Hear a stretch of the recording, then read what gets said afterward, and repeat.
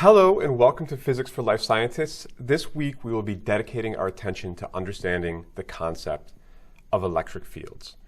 And we have been talking a lot about how electricity and magnetism is a lot like magic, and the concept of electric fields is to help explain that magic. The electric field actually is the magic, and I'll share what I mean in a second. First, we're going to kick it off with the quote of the week, and it is from a psychologist from the 1970s called Carl Rogers. If there was anyone that I could choose to actually be my grandpa, it would be Carl Rogers.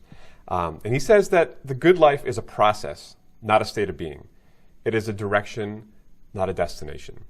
And what this means to me is that so often we think if we just have that one thing, our life is going to be solved, and we're going to be happy for the rest of time.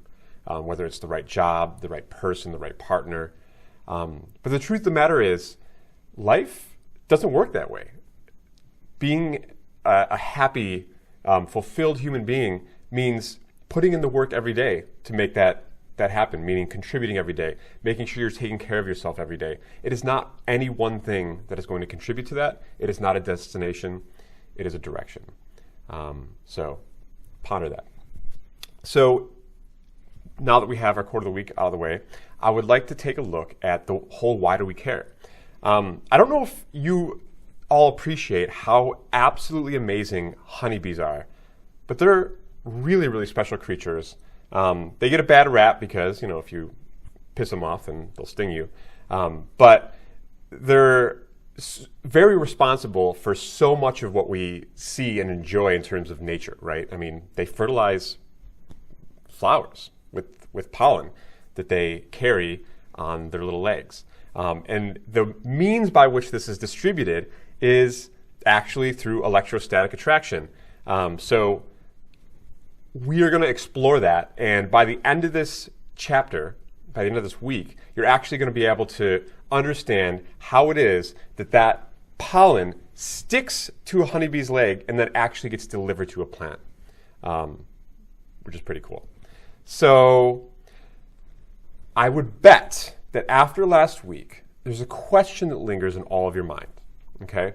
If you have thought about this at all, you would have realized, well, I have a situation here, right? Let's go back to this proton over here and this electron over here, all right? And we know from last week that this electron is going to be attracted to the proton, and the proton will be attracted to the electron. And we also know that that attraction is given by a force called the Coulomb's force, which is equals to F equals K, Q1, whatever the Q is of this, times Q2, whatever the Q is of that, the charge, over the distance between them squared. Okay? And that force is measured in newtons. But the question that I'm referring to is, they're not touching. Whenever we've talked about forces so far in this class, it's been things touching each other, colliding, pushing, pulling, tensions, right? There is no contact between these. So, you guys should be asking the question, Scott, you expect me to believe this? These things far away from each other are actually having some kind of effect, and I don't know why. They're not touching each other. And I would say that's a very, very good question. And because of this exact issue, the concept of the field was developed. So what is this concept and how does it work? So one way to call this is spooky action at a distance, right? It's kind of spooky that something can reach out and pull something else, right? But we're going to take the electron out for a second, okay? And I'm going to actually take away this arrow too. And right now, I'm just going to look at one single proton, all right? And I'm going to postulate, right? I'm going to hypothesize that that proton actually has an effect on the space around it. In other words, it creates a field. And we'll say that field looks something like this. It's all these radial lines pointing away from it. So what is a field? It is a whole arena, a whole area of effect that this little particle has on the space around it, all right? And so what would happen then if we would put an electron inside this field or inside this like locus of effect? So I'm going to put in a little electron over here, okay? So what would happen to this electron inside this field? Well, we know that they're attracted to each other, right? And so we know that this electron would actually want to move this way, right? But what the concept of the field does is it says, you know what? It's not actually the particle that's having the effect. The particle creates the field around it. And if you put anything in that field, if you put another charged particle in that field, then the field itself has an effect on it. So right now this electron is bathing in the field created by this proton. And the way that nature works is that if you put a negative charge inside of a field caused by a positive charge, then it'll move opposite the direction of the field lines, right? So I have these field lines pointing away from this positive charge. You see this? So the way it works is that if an electron is inside a field created by a positive charge, it's going to move against the field lines, all right? And then if I have a positive charge in a field created by another positive charge, the whole nature says that they are going to want to move along the direction of those field lines. Okay? So the field cuts away this whole problem of action at a distance, because the field theory says that if I have a charged particle, the charged particle then creates a field, and it's the field that interacts with the other particles. Not this guy in particular, but the field itself is now having an effect on these particles.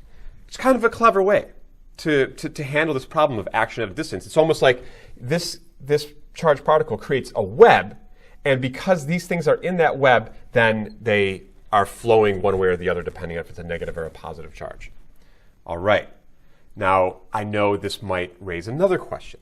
You guys might be thinking, wait a second here, like, is this for real though? Like, it just seems like a bunch of hand-wavy things, like a clever thing that some science guy would say to actually make sense of something that he or she doesn't actually understand. But the truth of the matter is, we are now 1,000% sure that fields actually do exist. They must exist because of the simple fact that you're seeing me right now. The fact that you can see me is proof positive that electric fields exist and magnetic fields exist, because here's what happens if I take this charge and I start to jiggle it. Right? I'm moving this charge. Then what does that do? It creates a shifting field, right? So now you have this field that's doing this, right? Well, what is a changing field that's doing this? That's an electric wave. And we're going to find out later in the course that a changing electric field, an electric wave, right, causes a changing magnetic field.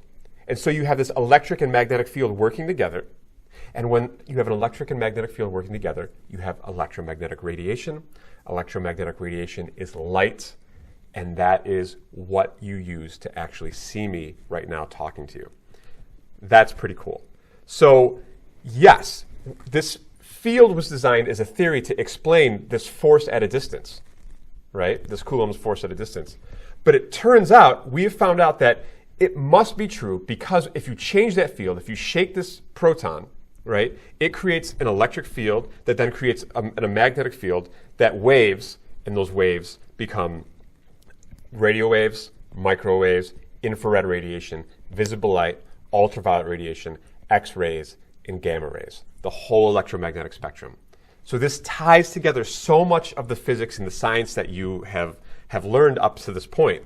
Anytime you've learned anything about the electromagnetic spectrum, this simply happens because a charge like this is jiggling, and this electric field that it creates is moving with it.